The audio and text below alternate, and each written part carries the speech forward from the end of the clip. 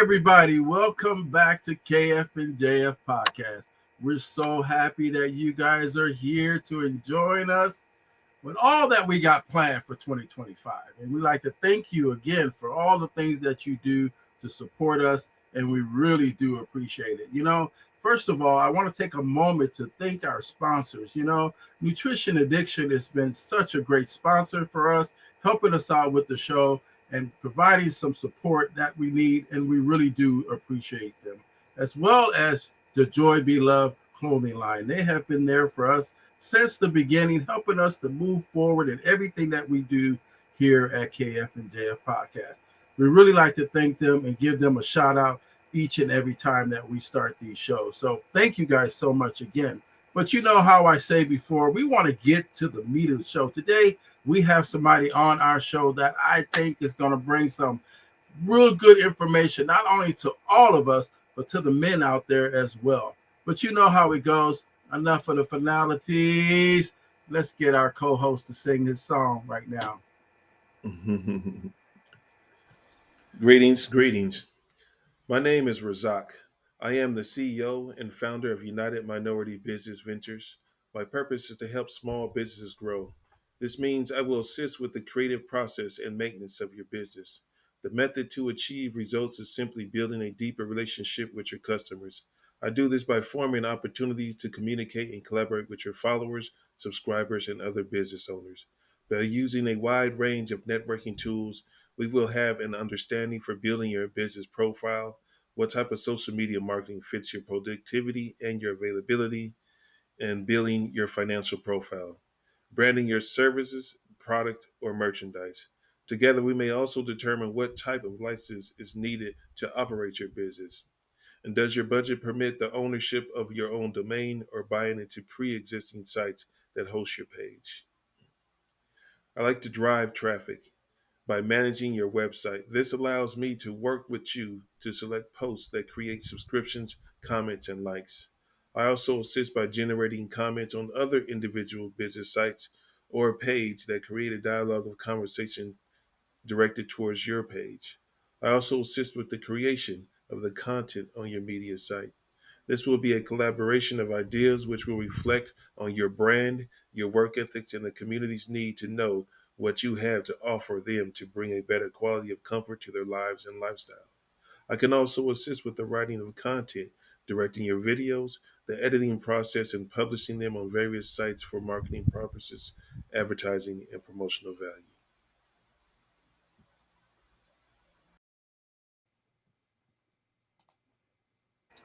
Yeah, guys, like I said before, we really do appreciate the work Razak do to support small businesses and help them to get to the place that they need to get in their business and help them to succeed. That's the goal with everybody that we bring forward on the podcast. Our goal is to help them succeed in their business and whatever we can do in all those different areas that he talked about. But like I said, we have a gentleman on this show. I want him to introduce himself, and here he goes.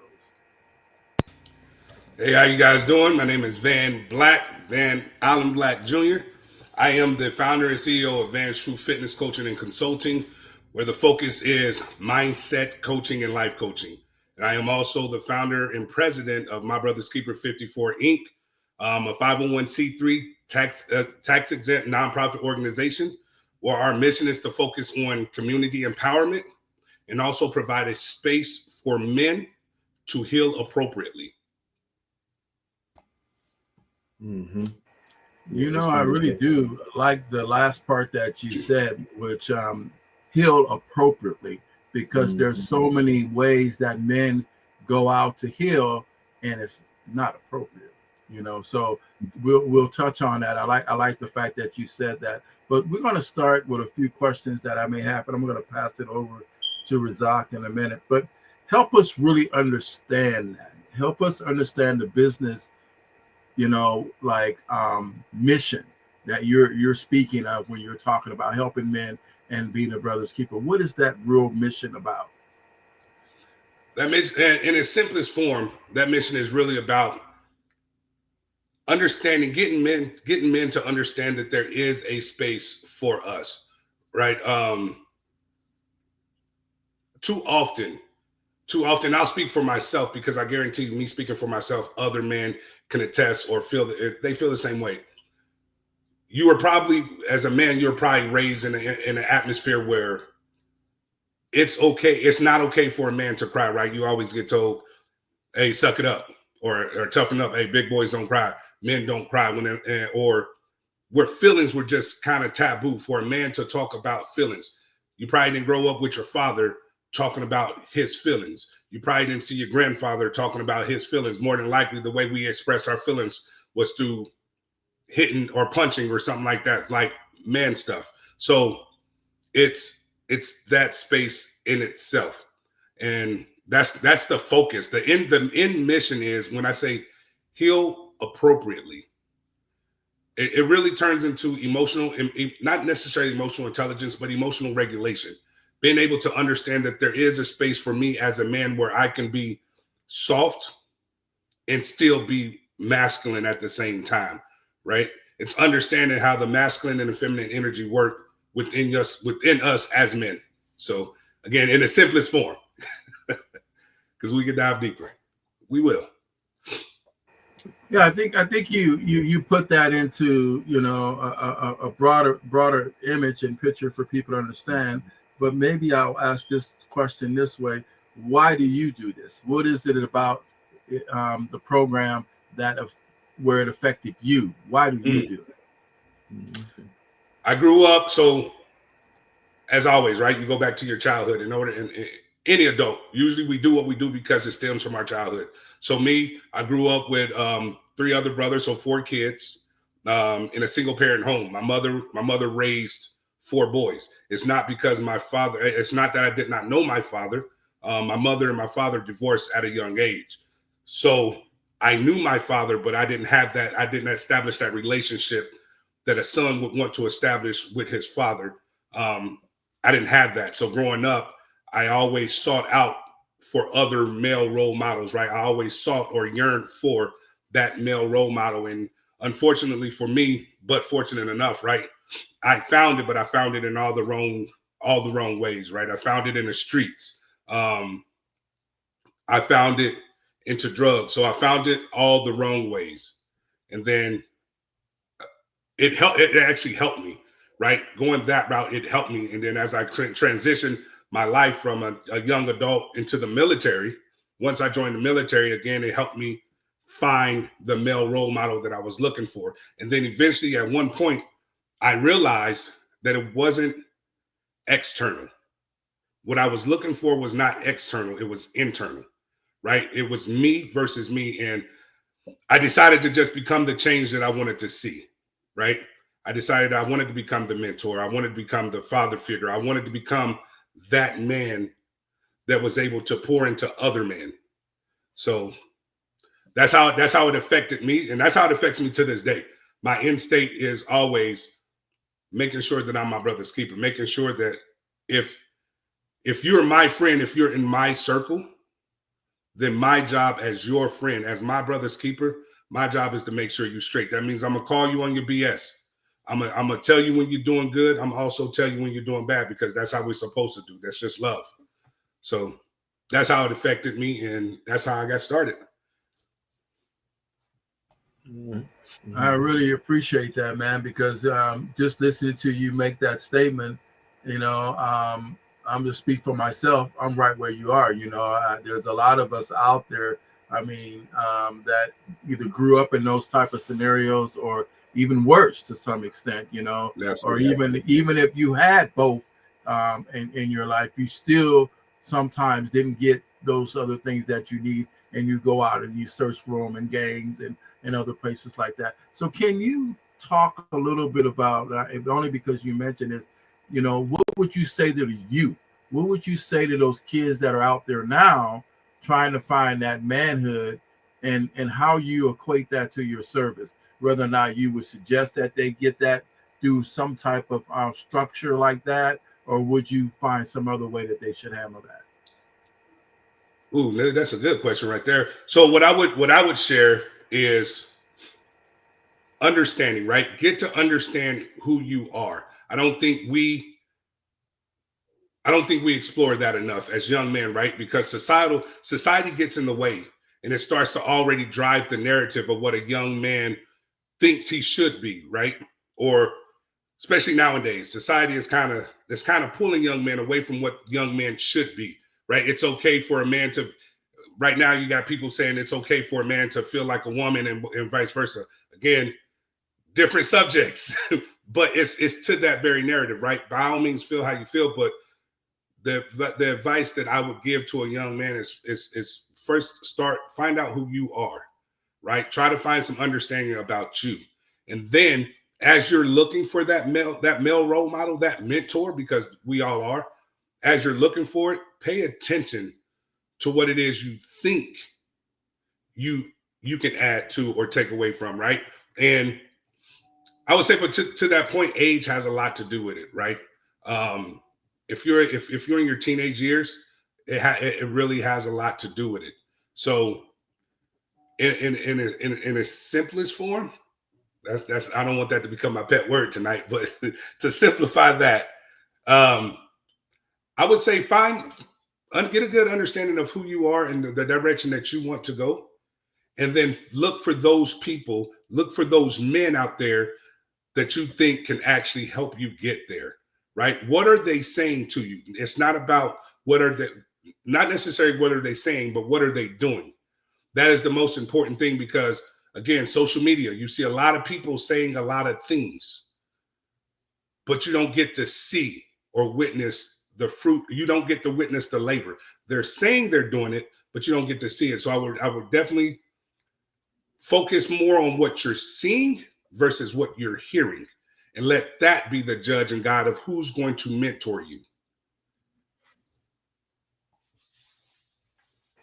I think that's powerful there, man, because that is a little bit of the, I know having them go in their own direction, finding their place, because that's what I did with elderly people, older people around me. But the military is a whole nother aspect of trying to get to somewhere, because you could be bypassing all the other things that are close to you and around you, like your brothers and your uncles and all those other people that are right there to help you establish that rightness that you need to move forward in life. So how do you work with your team, and you with other people that you're working with? How do you instill in them to follow that, to be able to say, you know what, I'm working with you. You're my friend. You're part of the team. We all have to be on the same page when we're out there. How do you instill that?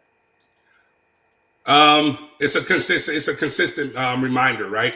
But for the most part, my team members, I thought long and hard before I brought them in. Again, like you heard me say in the beginning, the majority of my board members, they're all prior Marines, right? We all retired, so we all had this baseline of honor, courage, commitment, right?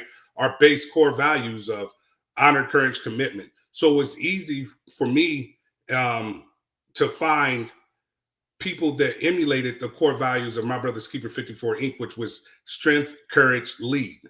Do I have the strength to show up and be exactly what I need to be, even when I don't feel like it? Do I have the courage to say what's right, even when it's probably the wrong crowd that I'm saying it to? And do I have the ability to be willing to lead? And for those guys, it was pretty much a shoe-in, because I thought long and hard before I brought and said, hey, this is what I'm doing. Would you like to be a part of it? But that was a no-brainer for me. Once I realized who I was bringing in, okay, cool. Now that they're in, honestly, this is the first time I've ever been asked that question. Looking at it, I don't have to remind them of what we are and what we're doing, because they're bought in, right? And I think that was the good thing about it. I've been blessed to have that process, that they're brought in. And then anybody else coming into the fold just for basic membership, they have to be bought in to the idea. They have to be bought in into the mission of what it is we're trying to do with community empowerment. They have to be bought into the vision to say that every community in its own right has the right to be strong, right? So they have to buy into the mission, they have to buy into the vision, and then they have to buy into our core values. Simply, strength, courage, lead. And that's it. And once you buy in, it's easy from there, because we remind each other, as a brother should, right? We remind each other, hey, this is what we're doing. Even in our infancy stage, we remind each other, this is what we're doing and this is what we're out there to do. Whenever we're voting on something, to move something, this is what we're doing. Does it align with the mission? Does it align with the vision? And sometimes they keep me honest and humble, because my mind goes a lot. So they be like, hey, whoa, time out. Does this align with the mission? And does this align with the vision? If it doesn't, let's reevaluate that and see if that's something we should be doing. So I've been blessed, because I really don't have to hold them accountable to it, because they're bought in already. I think the way you said that is important. I'm going to pass it to Razak, but I think one thing that gives them, or one thing that makes that buy-in easier, because you guys are Marines, you already are coded for what you do and your commitment, and I think that is the basic foundation for everybody being solid on your end. Razak, off to you. Right. First, I'd like to say thank you for your service. You know, we appreciate the sacrifices that you made to honor and protect the country and the citizens of this nation. How do you navigate and overcome challenges as a Black person in your industry, given the type of business that you have? You see what I just did? Smile. Great question. That's how you do it. You smile and you understand, right? I don't accept no for an answer. I'm okay with no. And I understand that somebody is going to say no, but eventually that no is going to turn into a yes. Again, thankfully, God hasn't allowed me to walk into a no, as it may seem, right? I've walked into some maybe not right nows, or hey, how about we take a different approach, but I haven't really walked into any solid no's. And again, as I said, the Marine Corps, it's kind of brought me into the space to, there's a yes out there somewhere. So, I mean, if somebody says no or not right now, okay, cool. If I get a not right now, that's not a no, that's a not right now. So you didn't say next week or a few months from now. So I take it and I go from there. As far as being a Black man, right?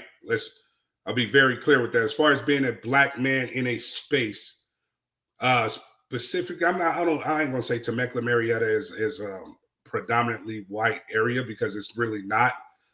But being a Black man, a young Black man at that, I'm only 42, to be in the space of nonprofit and trying to make it as big as I want to make it, I'll go into this extent, right?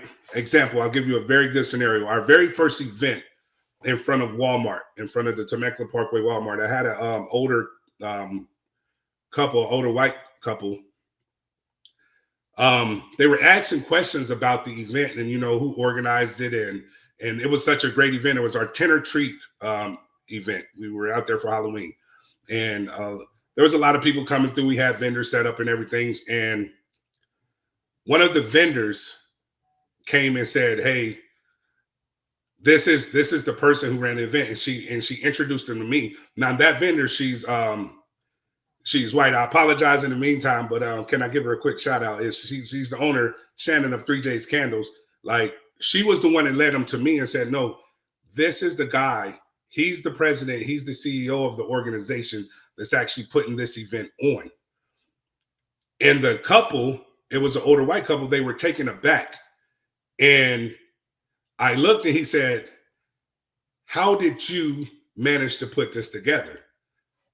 And I had to smile I smiled at him and asked him, I smiled at him and said, sheer determination, sir. Now, I could have read deeper into that when he said, how did you manage to put this on? Because body language is everything, right? It's not necessarily the context of the words, but it's the body language that was behind the words, right? A lot of people don't understand that your words that's coming out your mouth doesn't necessarily match the expression that's on your face. I will pay attention to the expression on your face before I pay attention to the words and the tones that come out your mouth, because your mouth can deceive me, but your face cannot. That's why I'm a big thing of watch what they do and watch how they do it versus listen to what they say or how they say it. So the facial expressions let me know, okay, he's shocked. They're surprised that I can do this. I smiled at him. I said, sheer determination, sir. I'm glad that you came out. I shook his hand and I said, enjoy yourself. So in a very longest way that I could do it, that's how you deal with that. Okay. I see how you was saying you was reading into that, because he could have been like, is it like it's an impossibility for you for you being the one who was able to conduct this business, and that leads into this next question too, because given your military background, because I know military you're dealing with all ethnicities and everything, you're in different countries, you got to depend on a person of color to a person who's European. Well, I guess European could be people of color too, but whiteless, Caucasian. So, and then you have all these different little language barriers from where people are coming from. So, in saying that, can you share a personal experience or a moment that has shaped your perspective on race and identity? And when asking this question, I mean, you're motivationally speaking. You saying earlier, the kids, the youth, with troubled background, the whole what man in a box type of thing that we go through. Now, in your perspective, is that are you grabbing from different experiences that you can tell us about, or is this, research? How are you going about? I would like to say is of course a good majority of it is personal experience, but then a fair majority of it is just understanding human interaction, right? First, so I'll say personal experience for me, because as I grew up and I got more involved into psychology, I'm a psychology major. So as I got more into psychology and how people operate and what makes people tick and do what they do, I start to think about, okay, what would make this person respond? And then a realization that anything racial is first and foremost ignorance at its finest point, right? It had to be taught somewhere. So it's just ignorance at its finest point. And if it's not ignorance, it's just, well, it's always ignorance. And if it's either you choose to be ignorant because you know the difference, or you just really did not know. Story for that. I was a drill instructor around 2009, 2010. I want to say 2011 was my senior drill instructor down at MCRD San Diego. As a senior drill instructor, now I'm in charge of the platoon as well as the other drill instructors. Now in this platoon, you got white, Asian, black, Mexican, you name it, it's there, right? And I heard one of the kids came and talked to me. He said, knocks on the hatch, sir, this recruit request permission to speak. Come in, man, what's up? And the kid was taken aback, white guy. He was taken aback because he had never been around or operated around black people before. And it was getting to him because he didn't understand, like, one, he was never introduced. He's seen black people on TV, but he's never physically been around black people in his life. And then what he was told about black people, he learned not to trust them. But here it is now, he's in a platoon of 90-something recruits with a senior drill instructor that is black. And I am responsible for everything that he does for the next 3 months. I am the one charged with his ability to either make it or not make becoming a United States Marine. And sitting down and listening and having that conversation with him, I did not understand at first. I mean, I understood, right? I was like, wow, I didn't really know that these things existed because I never seen it before, right? Being from Texas, I know my best friend is white. So when I sat down and had the conversation with this young man, we were able to change his perspective. And it wasn't about again, you will hear a lot of people say in the Marine Corps, yeah, there's race in the Marine Corps, whether we say it or not, there's race. But it's not about black or white. It's about understanding you got somebody to your left and you got somebody to your right. It could be your brother or it could be your sister. At the end of the day, they're going to carry the title Marine, right? Teamwork. Again, honor, courage, commitment. Those core values that bring you together. So I guess in that space, I want to make sure I answer your question correctly. In that space, for me, going into what we do, like what I do now or just in general, I think that was the best example that I can give. That's the best thing that kind of drove me, and it taught me from this point on. It's about people and human interaction, right? This person perceived what he knew about Black people, and he left with a completely different understanding about what he was taught and about what he knew, right? And to this day, still in the Marine Corps, hooking and jiving, and there's no miss issues about race specifically.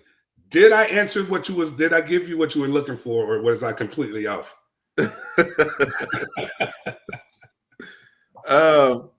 No, well, it's okay. Well, it's your personal experience. That was your experience. You know, Yeah, that was my personal shaped your experience. perspective on race and identity. So Okay. as you're giving your example, yeah, you know, I mean, because you know, it was a question of saying like, you know, you actually gave a couple of them because the guy you had both ends. So Yeah. you just gave an example of a man in the army who's coming there and he's kind of like just thrown in there and he doesn't really know what's going on, you know what I mean? Because he has these you know, examples that was given to him about how Black people are, and you know what I mean. So that's all he had to go on. You know what I mean? He's watching TV, and TV displays us as doing certain things and being these certain kind of people depending on what you're watching. You know what I mean? So. And then you was like, okay, but then you experience yourself with a person coming up and giving you the body language of saying, hey, you know, well, how did you put this on?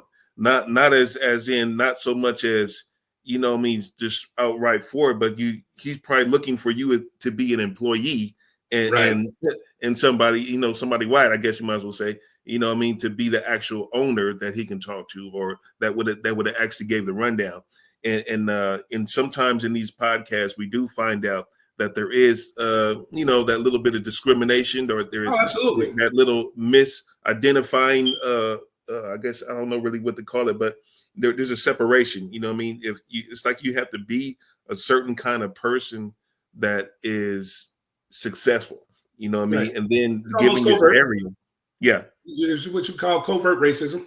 Cooler. Okay. Mm-hmm. Being undercover. I'm not going to be aggressive with it right now. Like a lot of things are done passive aggressively, right? Like passively. It's like, oh, how did you manage to get this done? Or how did you? Yeah. So it's one of those things. Again, like I say, you pay attention to people, and sometimes for me, if you're not willing to come out and say it, not to say that may have been the case, right? But again, I pick up on facial expressions. I pick up on body language. That's interpersonal communication. So when we tell people, hey, learn how to read the room. No, really learn how to read the room. When you're talking to somebody, when you shake somebody's hand, it's a difference, right? Not necessarily all handshakes mean that they're good. Not necessarily all handshakes mean that they're bad. A lot of people say, well, I'll go based off the handshake. Well, you can be misled. So it's just really body language, body chemistry. Is what they're saying matching up to what their body is saying? I can pretend like I'm comfortable, but if my body language is saying something else, my body language is going to give me away all the time. So it's just little things like that. I don't necessarily go looking for the racism, right? I don't try to make it no never mind for me. To be honest with you, I'm very pro Black because where I come from, right? Where I come from, I'm not supposed to be in this space. I'm that kid that was told in high school that he wasn't going to live to see 21, as I sold the teacher an 8-ball of Coke. I'm that kid that was told that he wasn't going to make it, right? So the space that I'm in right now, I'm not supposed to be here.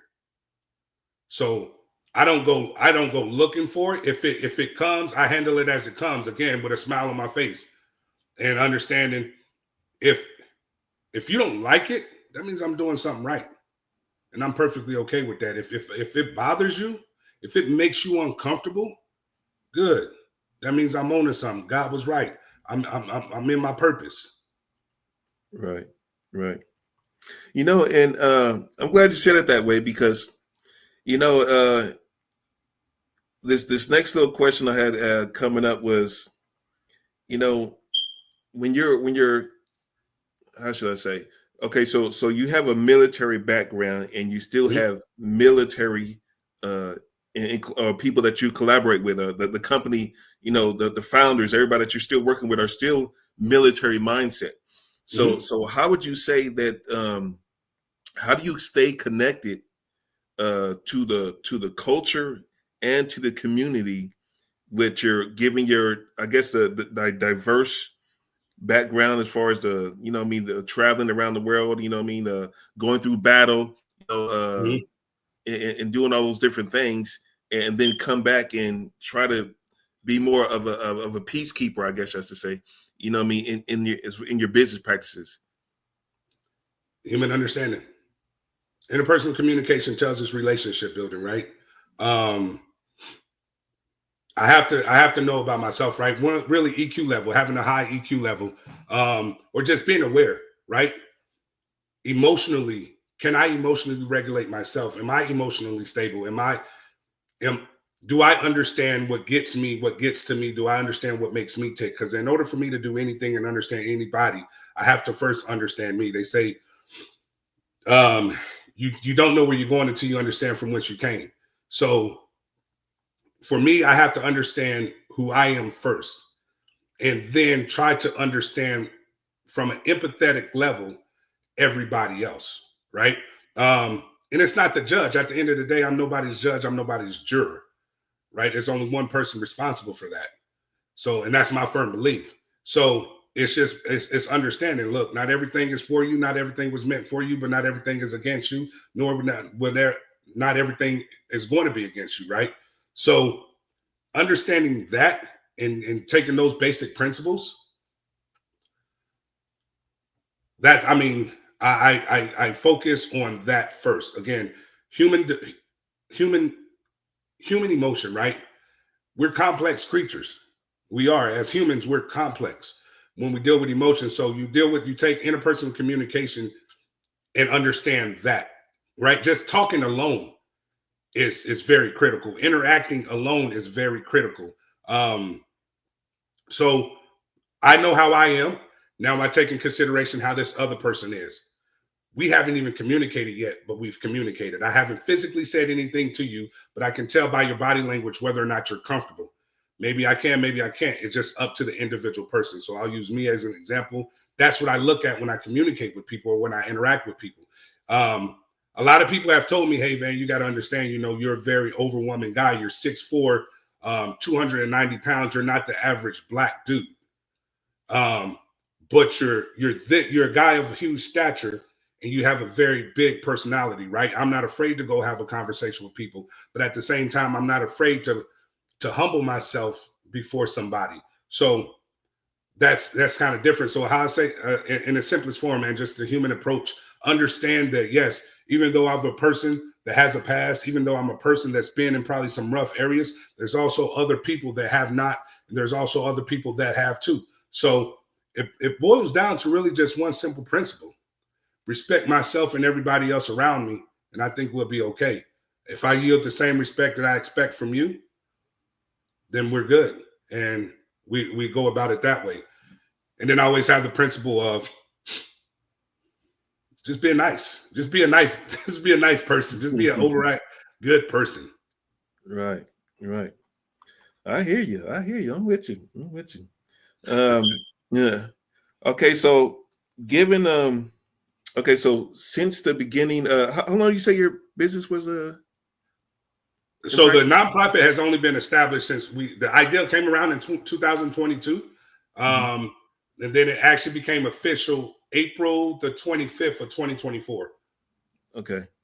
Okay. Okay. So given your background before the military, during the military, and well, you're still kind of actively in the military now, right? Or is it No, I'm retired. you're retired, right? Okay, I'm so retired. but still working in the realms of military with the Marines and stuff. Yeah. So how do you think we can address the wealth gap and the economic inequality within the community? I would say the Black community, but you know, what I mean, it's yeah, I'm assuming you guys work with everybody in the community. You're not, you know, one sided or saying you specifically only gonna, you know, look after one Right. type of, you know what I mean? Absolutely. So to that, and I ain't gonna say I'm glad you asked that because I didn't even expect that question.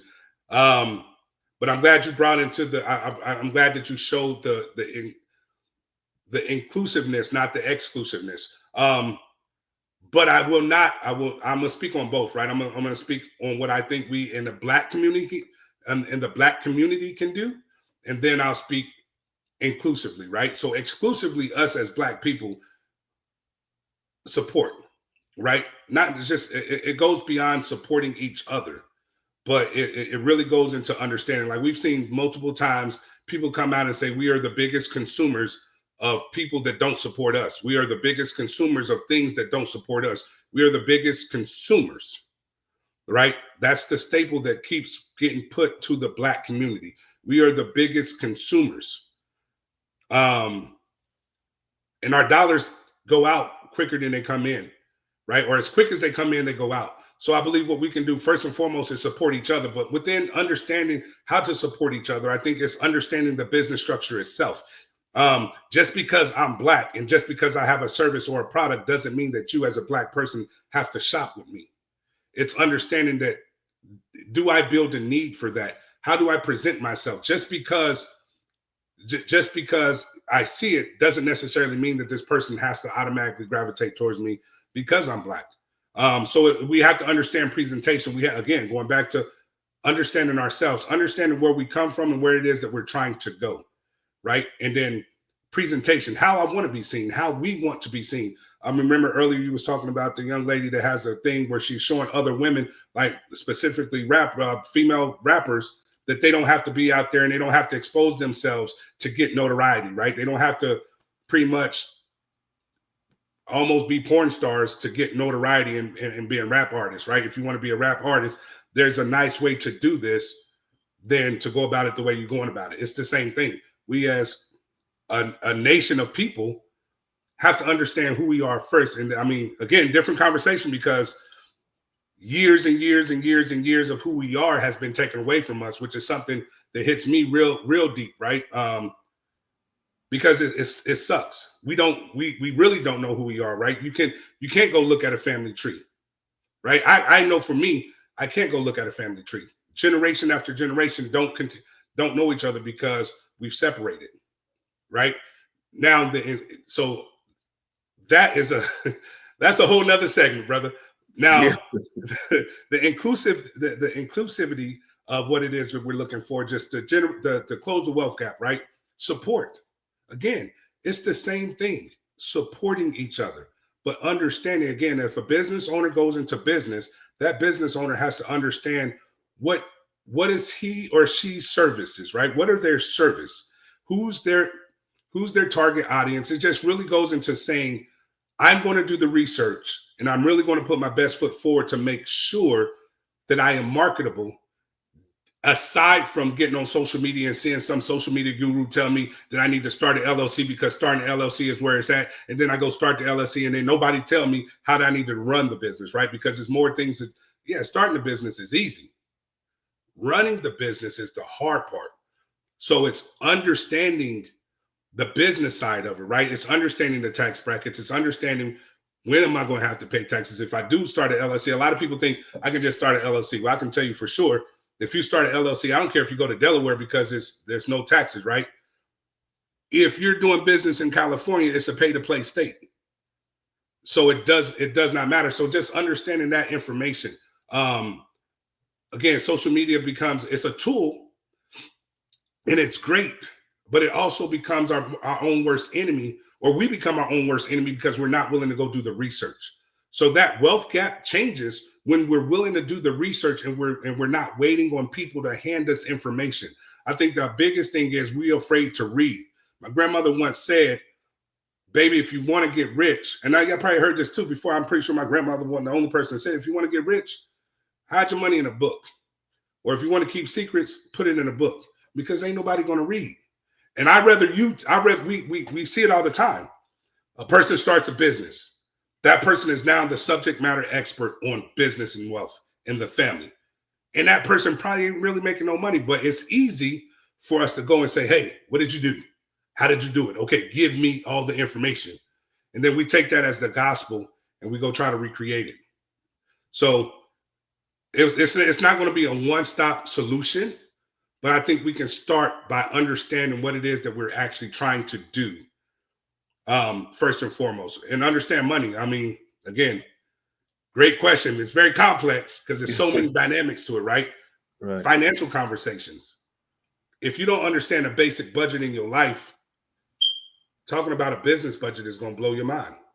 So there's a lot of things that we can do to close the wealth gap, whether it's the Black community, the Hispanic community, the white community. It does not matter, right? It's about understanding the basics first. Thank you. You made some very, very valid points there. Very valid points. I have this question. You had mentioned healing earlier in your introduction. I believe it was when you mentioned the healing. Okay, so let's dig a little deeper into that, because that's where this question goes to. It says, how do you think the Black community can work towards healing and addressing intergenerational trauma? And of course, this goes right into what you're doing right now. You yourself have mentioned, me myself. My parents, they was never married. They was always separated. You know what I mean? But my father was there, but then again, he wasn't there. Whenever he decided to come by, or when because you live with our mom, then we would live with our dad sometimes. So we was kind of off and on. But I guess we had him, but then we didn't have him there. You know what I mean? And then as you know, that can also be a trauma in not knowing who to listen to, because one's one way, one's the other way. So given that you may have interactions with people who have these type of things, and given your own trauma that you might have still be working on and healing yourself, how do you perceive going through coaching and mentoring other people through your business, given your experiences? Awesome question, man. Awesome question. First and foremost, acknowledgement, right? Acknowledge that a problem does exist. We have to be willing to acknowledge that a problem exists, whether it's a generational problem, whether it's an individual problem, it does not matter. We have to acknowledge that a problem exists, right? And then seek for answers, right? Seek for solutions rather than blame. A lot of the time we'll say, well, our generational curses, or generational misgivings. We understand that, right? It's generational. And we'll seek to blame, well, it's my dad's generation, or it's my dad's generation. Find solution, be solution oriented. Okay, we acknowledge that there is some trauma, there's some generational trauma, right? And we understand that we have to get better. How do we do that? Okay, well, let's find out how. We've already acknowledged it. We validate ourselves. First and foremost, it's not my fault. I don't have to blame myself. And then we make sure that the next generation doesn't blame themselves, or we make sure that we don't blame them. That's where therapy comes in, right? First and foremost, we acknowledge that there is an issue. And we know that we're not going to be able to solve the issue by looking in the past, right? The past is a place of reference, not a place of residence. So we go back to understand what's happening now. How are we going to change it in the future? Well, we have to focus on the present time. Okay, this is what we can do now that we're aware of it. I can stop yelling at my kids. I can stop yelling at my son. When I see my son, I can let my son know, hey, it's okay. It's okay to not feel good, man. It's okay to not be okay. Hey, buddy, hey, if you cry a little bit, that's cool. It's all right to cry. Now, what are you crying about? Have that conversation with him, right? I have to be able to show that compassion. Again, like I said before, understanding when and when not, right? When to sit in our masculine energy and when to sit in the feminine energy, right? Feminine being nurturing, caring, concerning, right? Being that empathetic parent, right? It's not at the time of security. It's not the time of, oh, I need to make sure I don't have to be macho at that time. Hey, buddy, going, what's up, man? How you doing? So being able to talk to my son, I understand that. Being able to show my daughter, hug my daughter, let my daughter know, hey, I love you. Let my son know that I love him. So and that's just us as men, right? Talking to my brothers and letting my brothers know, hey, I love y'all, man. Even though we may not see each other all the time, man, I love y'all. I'm praying for y'all. So we start to give solutions, and just that alone, right? Affirming each other, talking to each other. That is where healing begins, right? Because we've made the moment, we've acknowledged the issue, and then we've come together collectively, maybe as a family, if not just as an individual. You've come together and you've made the decision, you know what, I'm going to start with me. What Michael Jackson say, the man in the mirror, I'm going to start with me. A lot of times we try to reach outward. No, I'm going to start with me. It's always around. It's the best analogy I always use is on a flight attendant. When you get on the airplane, the flight attendants always tell you, in the event turbulence happens or in the event there becomes an emergency, the masks are going to drop down. They tell you, secure your mask before you help anybody else. Even young kids, women, children, it does not matter. Secure your mask first. Help you before you help everybody else. So we look internally and we identify, we acknowledge, we validate. Now we redirect. Okay, cool. We can't go that way anymore. We can talk, like, again, the racist conversation. We can talk about racism all day, every day, twice on Sundays. What are we going to do to stop it? How are we going to move? Generational curses. Okay, cool. Generational issues. Generational trauma is a thing. What are we doing actively to stop it? Let's have those conversations. Let's sit down and let's be uncomfortable a little bit. Right. And we have those conversations. As a parent, we don't have it all the way figured out, but we think we got to have it all the way. No, we don't. We don't have to have it all the way figured out. And our parents messed up because they tried to pretend like they had it all the way figured out. And we as kids knew that they didn't have it all the way figured out because we called them on some of it, especially when we got old enough to speak our minds. Right. So I don't know everything. I don't have all the answers, but you know what? What I can do is sit down and understand, again, acknowledge. I don't have all the answers. How can I get better? Solution focus. I ask my kids, I ask my son, buddy, I didn't have the best example to be a father. As a matter of fact, he was a good example of what not to be. And to this day, I have a conversation with my dad. I love my dad because I was able to bury that hatchet.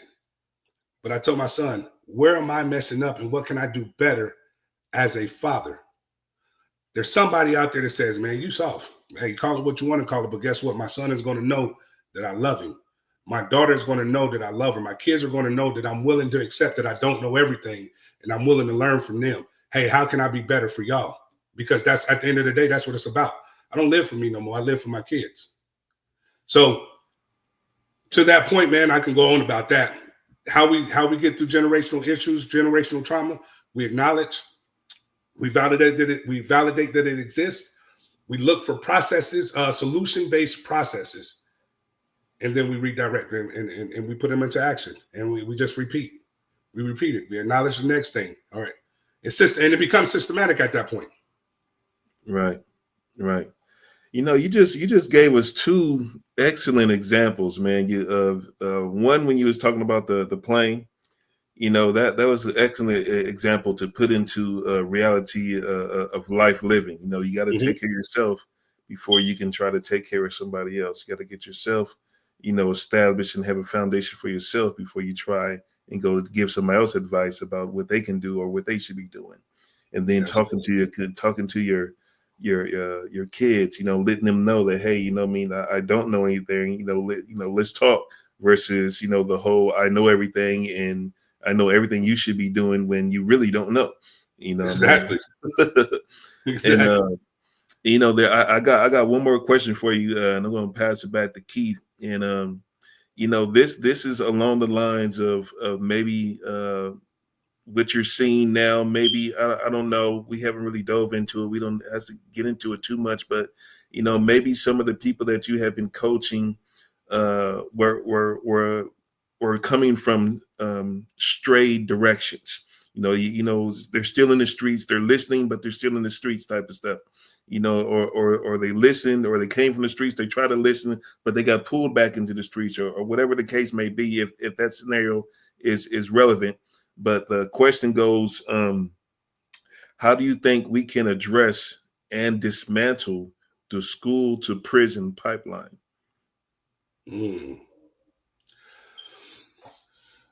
Education, and not in a sense of curriculum.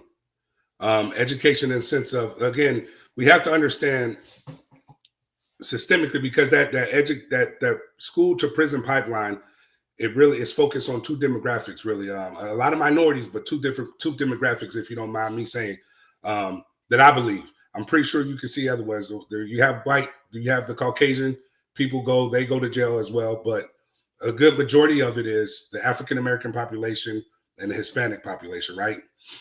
And a lot of it is educating the future, educating the next generation. But more importantly, as it exists for My Brother's Keeper 54 Inc., and what we, community empowerment in men. If anybody is watching this, or the ones that's going to watch this later, men, yes, look, it's us. It starts with us. It starts with us.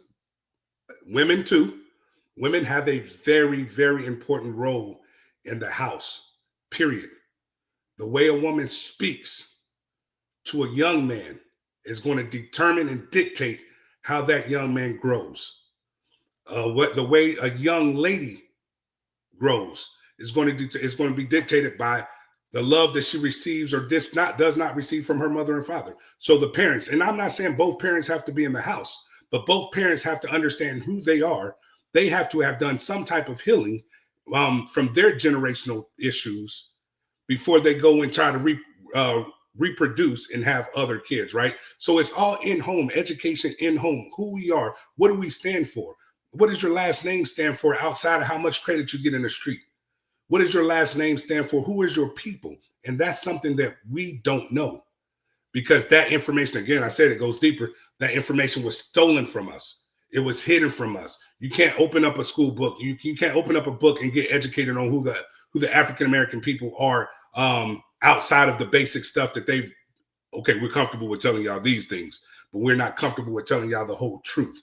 So it's us, the people that are driving the bus, right? The adults, the mothers, the fathers, the aunts, the uncles, the grandmothers, the grandfathers, the elders, right? The OGs. We're the people that have to put in that information. We are the people that have to put in that education. And to the younger people right now, truth is, rap culture, hip hop culture, and as sad as it is now, that is what's educating our youth. That's what's educating the next generation. And it's a point where we have to step up, and we have to be willing to come in and say, okay, enough is enough. Hey, look, let's sit down. Let's have these conversations. Let's talk about this, because the only outset, when I got into the streets, my uncle told me, this life ain't for everybody. Just know that. And as I got older, I understood what he said. I went to jail my very first time. It took for my mother to come from Texas to Ohio to tell him to keep me in order for me to learn a lesson. And when I seen that, I'm sitting there, I'm like, man, I like freedom too much, because this right here ain't worth it. So they have to see that, right? You have to be willing to see something bigger. How does a young person in school see something bigger? Because it's emulated through somebody else. There's not a lot of male teachers in the school system, right? There's not a lot of males. And if they are males, there's not a lot of African-American males. There's not a lot of Hispanic males. So the school teacher ain't gonna look cool, because he can't relate to me. He can't reach me. And then the women, the educators, and I love them, but it's not the educator's job to start that education. It's done in the house. So in my personal opinion, how do we stop that pipeline? We educate from the home. We have to educate the next generation. We have to change the dynamic of the things that we used to do before. Right. And speak love into each other, affirm each other. You know, a lot of things what you said. I wanted to let you finish. You know, it was man, music. I was thinking when you said music and teachers things. 2 quick comments on that. And you know, for teachers, they teach the book curriculum. They don't actually teach what may be going on in the household, what's going on in the streets. All they're teaching is what's going on in that book. So I think a lot of the times, like and even for me and my generation, you know, from going from school, you know, okay, we're learning all this stuff in school that you really figure out I don't need to know. You know what I mean? The stuff you want to know is what they're not teaching. And then you go into the streets and you figure out that none of this stuff I just learned in school has anything to do with me surviving through through these streets and going home and going to work and having to have money to do that. And they don't have nothing to do with that.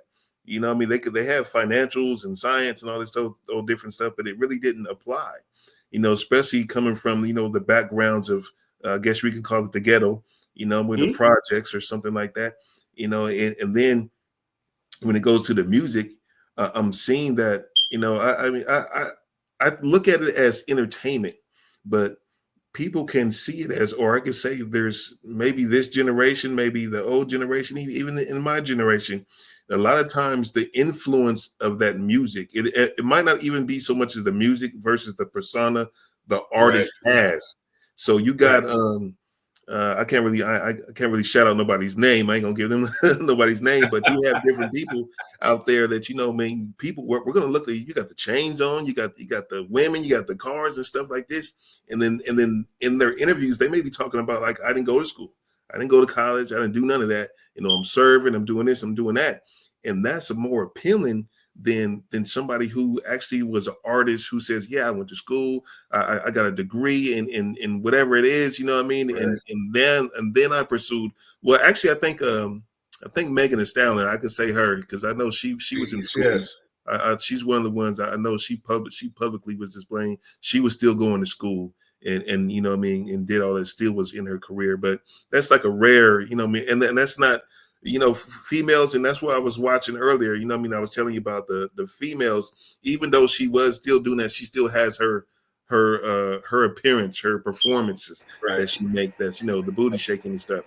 And I think a lot of those times it's a deterrent, you know, versus saying the parent, you know, who's hardworking, going home every, you know, I mean, staying, not really going out, or you might have them going out, but you know, and you may have that dynamic where, you know, even if they're taking care of business, they're still running around in the streets themselves. Yeah.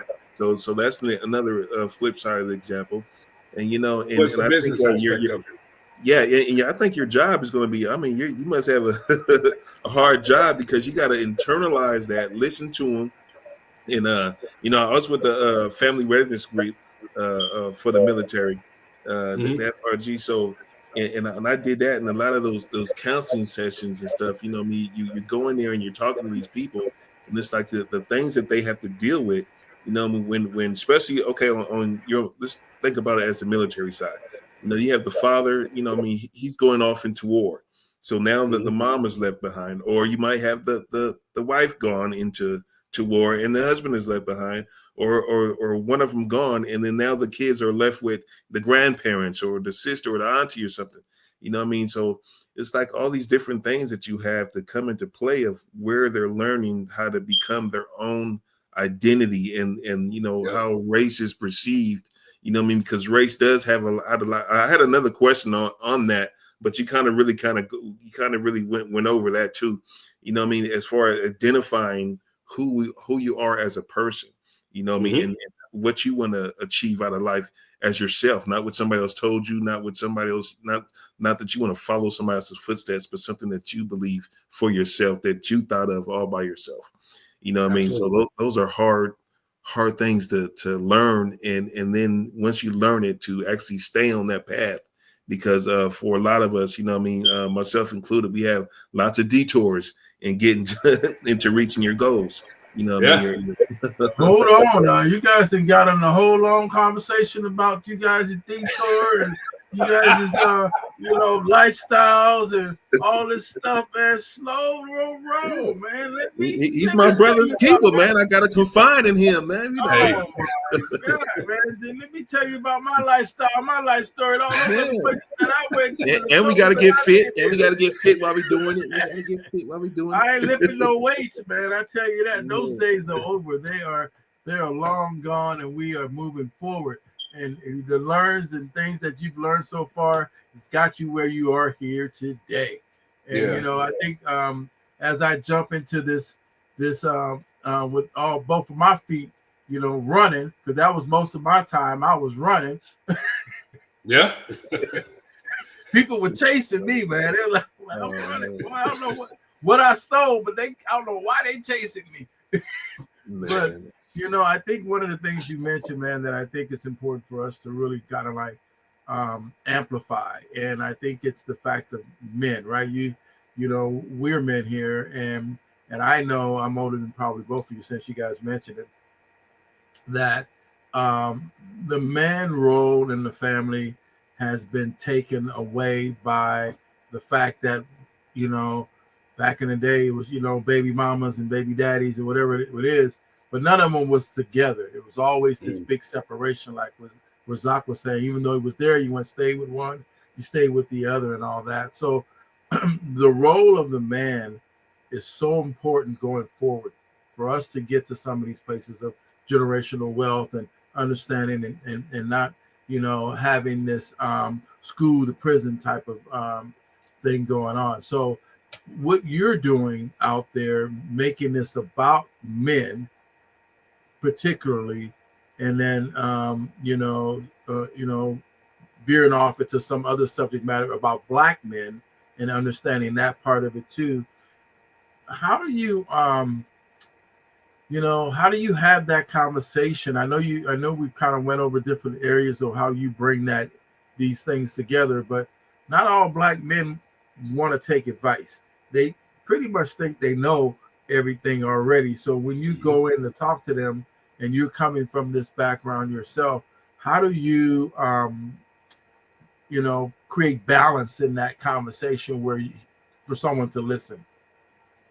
I speak my truth. That's simple. I speak my truth. What I understand, if it's for you, it's gonna resonate. If it's not, it's gonna go where it's gonna go. Whatever comes out my mouth is meant to be for the people that need to hear it.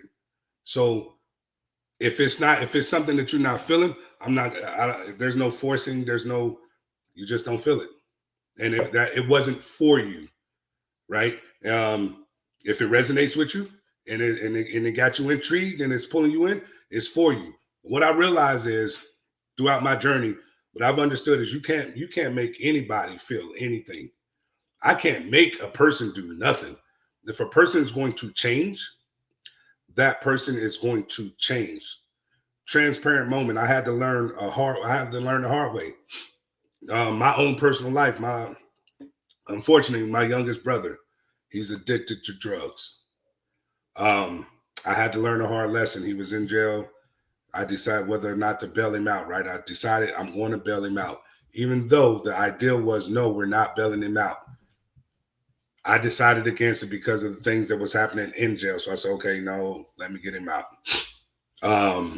Long story short, we had the idea. I had the conversation with him, and in my mind, I'm like, no, I'm the second oldest. I'm his oldest brother. No, he ain't listening to nobody. He will listen to me. He's going to do this.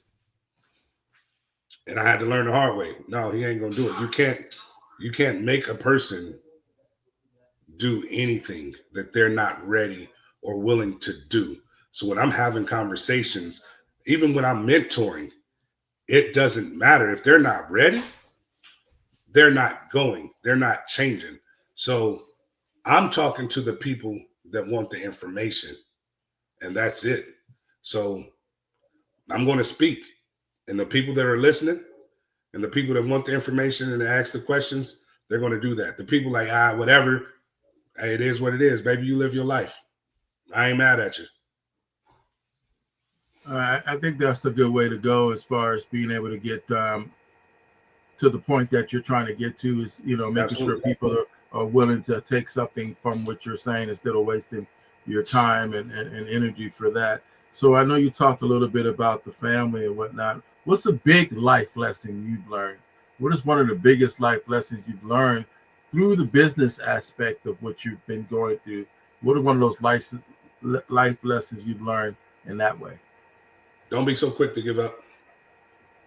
Don't be so quick to give up. A lot of times we want something out of life. We have a goal, we have a dream, we have an aspiration that we're trying to get to or that we're trying to reach. And because it's not going according to the way we vision something, right? And because it's not going according to the way that we've envisioned it to go, we instantly give up. We get depressed, we get down and out on ourselves, and we give up. We quit. Right? A lot of people had dreams when they were younger to be something completely different than what they are now as in their adult life. And it's because they gave up, right? Or businesses, you gave up. The biggest thing that I've learned throughout life is don't give up, especially if it's something that you want. I'm not going to necessarily say something that you're passionate about, because if you're passionate about it, that means you're willing to change, right? You're willing to do it from a different angle. You're willing to approach it from a different avenue. If I'm passionate about this, I have to understand that maybe how I'm doing it is wrong. I don't know everything. So not giving up on myself or not giving up on what it is that I want to do in life, period. No matter what nobody tells me, no matter how it comes, I'm going to stay consistent, right? And those are my life principles. So I'll leave you with this to answer that question. My life principles. One, start. Whatever it is that I'm going to do, start. Can't be afraid to start it. Then two, be consistent. I have to show up every day and do it. Three, don't be afraid to mess it up. Four, stay humble. And five, be patient. That's it. Yeah, those are things that help you to get through anything, basically, if you keep to those things. But at the same time, in answering that question, I think you led me to my next one pretty easily, and that is your legacy. How do you see that? What is that? What does that look like for you? Whether it's you're not leaving nowhere now, but just what is that? What do you want that to be? Mm. When it's all said and done, it's not necessarily, I want people to hear the name Van Allen Black Jr. and be sad, right? I want people to hear the name Van Allen Black Jr. or hear the brand, My Brothers Keeper 54 Inc. and glow. Understand that's associated with care. That's associated with empathy. That's associated with motivation. It's associated with I can, I will, and I must. My legacy in its simplest form is just right now, what I'm doing is just trying to keep my mother's legacy alive. It's keeping my mother's thoughts and her visions alive and what it is that she stood for, right? Just be a good person. So when I leave, that's all I want is for my kids to understand, hey, I just got to be a good person. For the people whose life, if I came into your life, Maya Angelou said, people will never remember what you did, but they'll always remember how you made them feel. That's what I care about. How did I make you feel throughout your lifetime? Did I push you to be better than who you were? If that's the case, then I'm good. My legacy lives on. That's how we remember, right? So when I'm gone, my spirit remains because somebody is remembering what I did for them and they pay it forward. And that's it. And hopefully my kids will follow suit. That's one of those questions when we ask it, it's just such a wide range of emotions that go through it. Everybody has a different feeling about their legacy and whether it's their kids, their family, themselves, or just the ideas of who they are and pushing that forward. So let me ask you these two questions here. One is, what's went wrong? What are one of the things that went wrong when you establish your business, working through your business, trying to establish the 501c, for the nonprofit. What is something you could tell the audience out there that are trying to establish their own foundations and different things? Some things that went wrong with you and what you've learned to get through the licensing for your business. Get you a team. You cannot do it by yourself. If you find yourself trying to be the CEO, the COO, like, you have to have a team. You can't be the person that does the thing and then the person that sets the thing and then the person that generates the lead. You can't be the marketing guy. You can't be the social media guy. That's what I've learned. Find people to help you and let them help you. Of course, make sure that they understand and they are bought in on your mission and your vision. But find you a team. Find you a group of people that you click with and allow that to happen, because you cannot wear, like, in the beginning of it, yes, you can wear the hats and understand how you want the thing to run. But in its implementation, you have to find a team. I tried to do a lot of things by myself, and I cost myself a lot of money, or I missed out on a lot of money, because I'm trying to do everything by myself. There's no way that I can be a husband, a father, a pet owner, a business owner, right? Like, there's too many hats. And on top of that, I'm my own secretary. I'm my own scheduler. I'm my own marketer. Like, I'm my own social media analyst. It gets overwhelming, and you're only one person. So find you a team and allow that team to do the job that you bring them on to do. All I know right now is I see some ears over there perking up. Zach is the team. He's the analyst. He's the scheduler. He's like, shit. Sound like what I do. I do all. But and he knows. And he knows. I'm gonna move on, man. I'm gonna move on to my question. I don't want that conversation to get too deep, man. That dude right there is about to come through the screen. I ain't got much time. He's everything. He's everything, man. So he's part of the team, so he's everything, man. But I don't know. I'm still trying to get him bought in, man. That part right there is the hard part. Yeah. Hey, I think he bought in. He here. Yeah, man. He's there, man. He here. He's my road dog on this podcast, man. We've been fighting this battle for a minute now. Every little step we take, we happy that we're moving forward, thanking God for that always. So let me ask you this: what's coming up? What's new? What's some of the things you're working on you're coming up and going to be coming up soon? Okay, so we have on the business side of the house, on the coaching and consulting side of the house, I'm currently in a rebranding stage. I'm going to switch some things around because I'm in school pursuing licensure as a clinical therapist. So I'm going to rebrand that and get prepared for what that's going to look like. And on the nonprofit side of the house, coming soon. As a matter of fact, February the 1st at the French Valley Library off Winchester, we're having a New Year, New Me wellness workshop, and it's going to approach wellness from 11 in the morning to 1 p.m. So 11 to 1 p.m. and it's completely free. The link, the Eventbrite link, I can actually send that to you guys. The tickets are out on Eventbrite. We started with 50 just to see how it's going to go. But it's it's an addition to the wellness event that we had out in front of Walmart. I'm going to have personal trainers, Mr. Olympia, the all-natural Mr. Olympia. He's going to come out and provide guidance to those that are looking to get into physical fitness, just in a bodybuilding side from a natural point of view. And then I have Whiteway. He's the owner and founder of Brainstorm Fitness down in San Diego, California. He's going to come in. He does corrective fitness and functional fitness, right? So he's going to come in and talk to and provide information regarding functional fitness and understanding that it doesn't have to necessarily be going to gym and try to be the biggest thing in the room.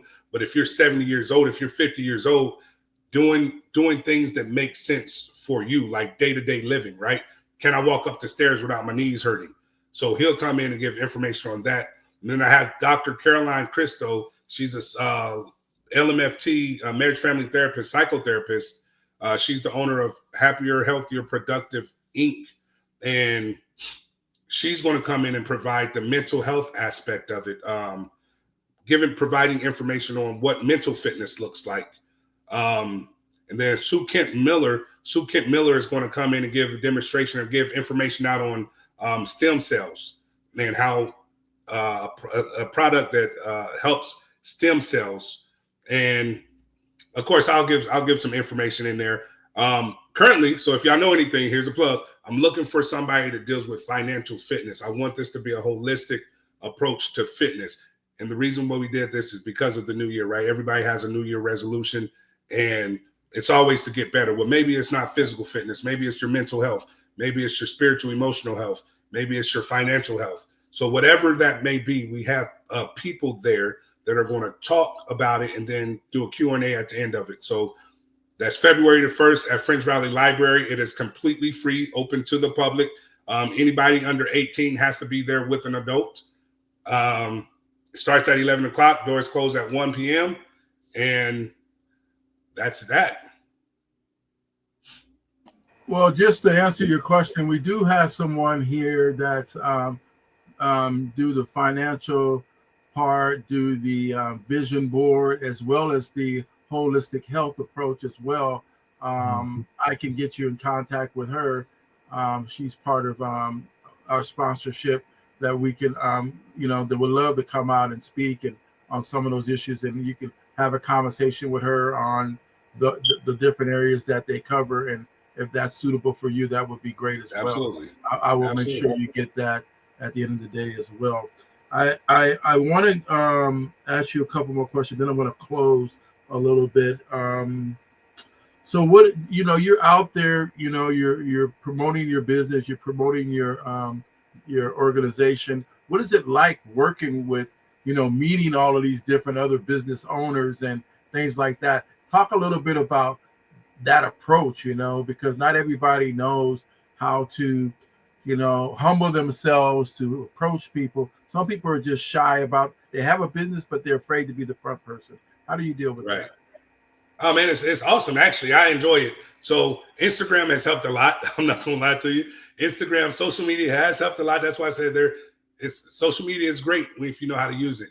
So Instagram has helped a lot because I've been able to reach a lot of vendors through Instagram and following the page. And then the other vendors actually help. Like I said, Shannon from 3J Scandal, she's been a very integral part in what we do with My Brother's Keeper, because she's brought a lot of vendors to me, because I've never been into a farmer's market space or just a market space. And I'm very big on supporting small businesses.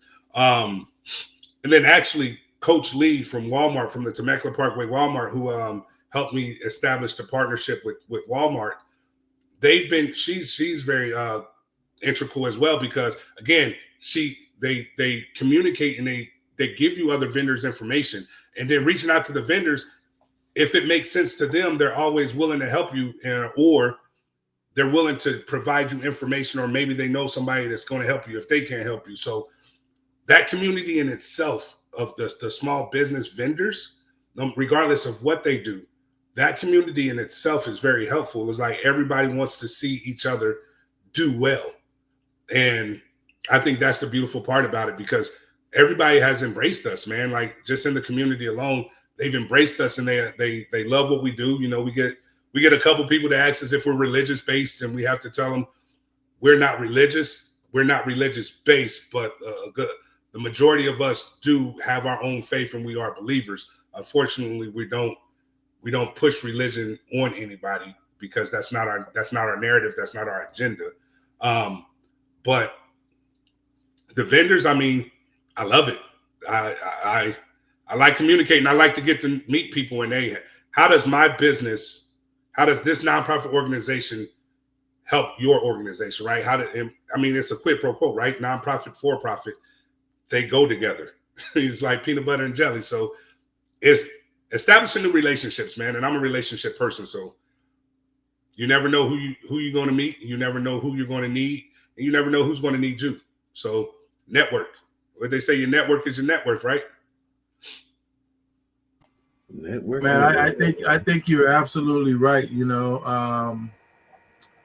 Wow. I was going to say something else, but I'm going to let that go for now. Let me ask you this.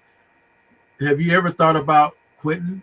Have you ever thought about walking away? Have you ran it across yourself where you sat down one day and said, you know what, man, this is too hard. I think I'm ready to try. Maybe this is not something for me. No, no, not at all. I've redirected, but I've never thought like, am I doing the wrong thing? I've always thought, okay, how can I make it bigger? What direction am I going? Am I going in the right direction? But never, like I said before, I'm very passionate about what I do. I love what I do, to the point where I'm willing to do it for free. So I've never thought about quitting. Yeah, that was crazy to ask, man. We might have to Well, hey, delete that out of there, man. Some people quit. Like, to his point, there is a part where it becomes very overwhelming, right? Where, for instance, our last event, our New Year, New Me wellness event outside of Walmart, right? I compared it, and comparison is always going to be the death of anything. I compared it to our tent retreat Halloween event. Our tent retreat Halloween event, within the 2 weeks we put it up, had almost 400 people listed as they were going. And then by the end of it, it was almost close to like 700 or 800 people. Now, following our very first event of the new year, New Me wellness event, it was like 7 people. So that alone, like, people are looking like, man, I ain't doing this no more. Like, some people will give up in the midst of what they're doing. So no, that's a valid question, because some people just give up because they don't allow themselves to mature. They don't allow themselves to even get to the space because it's not easy. And because it's not easy, you know what, I'm good. But no, I'm ready for it. I was prepared for it. It's gonna be it'll be a cold day in hell before I quit. That's what I'm talking about. You're prepared for it. I want you to be energized, ready to go, fired up. That's what this is about, man. Forget about that guy in the right-hand corner. He probably got hard of hearing up there, man. He's a little far upstairs. He's a little far upstairs there, right there. You ready to quit? You thinking about quitting? You just started. You never know, man. Because, 1 week, people ready what to they say, 5, what does it take, 5-6 years before a business? Things get ready. Yep. But the majority don't last that long. They don't last that long. You have to think, like, I started my business during COVID. Mm-hmm. So my coaching and consulting business, I started that during COVID. And again, that was the personal training aspect. So when I came from Japan, I came here, I was doing boot camps for free out in the park. Because the gyms weren't open, so it's like, okay, social distancing. Okay, what can I do in order to get myself out there? I was doing boot camps for free. And I could have gave up then. I was like, all right, no, we're just going to take this approach. Not a lot of people are coming really to the boot camps because now the gyms are opening back up. So I'm going to go fully into the mental health aspect of it and use the physical fitness as a process or as a tool to help those I implement mental health with. So no, yeah, a lot of people do it. Well, is that another goal? Say again. Is that another goal to get into like the fitness industry or to start? No. I have no aspirations. I don't want to have a gym. I used to want to own my own gym, and then I realized this is what I'm meant to do, right? So my facility, it would be a mental health gym, but I have no interest in owning a gym. I will partner with gyms, since this is why we have the thing with EOS Fitness. I will partner with gyms because I do understand how physical fitness plays, the integral part that physical fitness plays into mental fitness, right? That synergy, mental, physical, spiritual. I do understand that. So I will always partner with gyms and help them reach their mission as they help me reach my mission with mental health. But I don't aspire to own or run one. But you never know, right? Things happen. All right. Physical trainer. That's great. I'd like you to take a moment, man, and just put you on the screen. Just shoot out your business. Talk about, some of the things maybe we didn't get a chance to talk about that you would like to put out there, and as well as give all those shout outs to those different companies and people that you're working with, and that will help propel you forward. And let's do that right now. All right. Well, I think we pretty much hit everything. But what I will say is, first and foremost, I already shouted out 3J's Candle. Shannon, appreciate you. Coach Lee over at Walmart, to Temecula Parkway Walmart. I appreciate you for actually helping me and really getting me situated into the nonprofit space. Anthony Glenn with Cardone Vets, or with Veteran Win in Real Estate. He's been a mentor of mine from day one. He's been the person I can call on.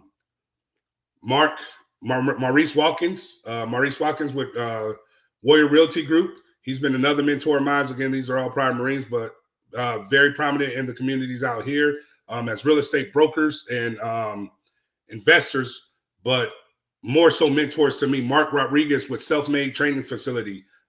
He's been a very huge aspect. He's been a very huge he's a mentor of mine, and he's been very huge in what it is that I do. My board members, man, Torrance St. Romain, my trusted advisor, Timothy Bell, Big Tim on Instagram. He's my vice president. Jared Farnsworth, my social media guy. Dad Cave Creations. Xavier. He's my public affairs guy. And then all the other everybody that's came out to support all of our events. Thank you. ACB's Honey, thank you for showing up. The Rush Coffee, the Rush Coffee Temecula, thank you for accepting our invitation at the last minute and helping making our last event great.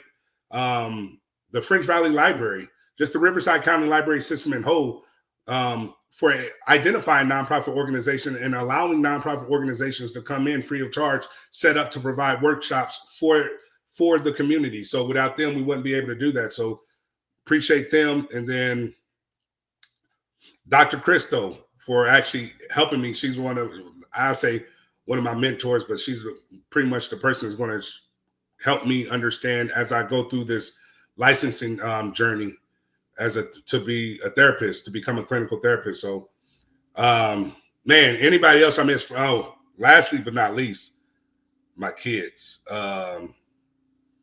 And my family, my wife for holding me down, allowing me to be in a space to do what I do. My kids for continuing to give me the confidence for me to be able to do what I do. So, and I appreciate y'all, man. Y'all appreciate y'all because we don't have to be here. And out of all the people that you could have chosen to probably do an interview with, you chose to rock with me. So I appreciate that too. I'm a very empathetic and appreciative person. So I appreciate that. And I appreciate everybody. And last but not least, I know our Founders Day have already passed, but to the brothers of Phi Beta Sigma Fraternity Incorporated, of course, just the leadership and the person and all the academic things and all the principles that they instill into us as members of the fraternity. I can't go without saying that. And of course, the last but not least, people like, man, I want to thank God and everything, but that's it, man. I mean, that's it. Shout out to my mom that's watching out over me. So, why don't you go ahead and put your Instagram information out there and all the social media links you have as well? Okay. So, Vans True Fitness Coaching and Consultant. That's VANS_TRU_fitness. That's going to be Vans True Fitness Coaching and Consultant. And then you have the other one is My Brother's Keeper 54 Inc. So it's My Brother's Keeper 54. I want to say that's our Instagram handle. Oh man, you about to mess me up. Let me make sure I got my Instagram. We got it right before somebody be like, well, you don't even know his. So it's my_brothers, BROTHAS _keeper54. So Instagram is my_brother_keeper, brothers_keeper54. That's our Instagram. And then the Vans True Fitness Coaching Consultant is Vans_TRU_fitness. First of all, man, I want to thank you, man, for coming on, man. It's really been a really great conversation. We here at KF&JF Podcast look forward to talking to a lot of people, but really this was an educational experience for us as men and for, so many other people that I think are out there that will take this and be able to learn something from them. So I thank you so much for coming on to the show. And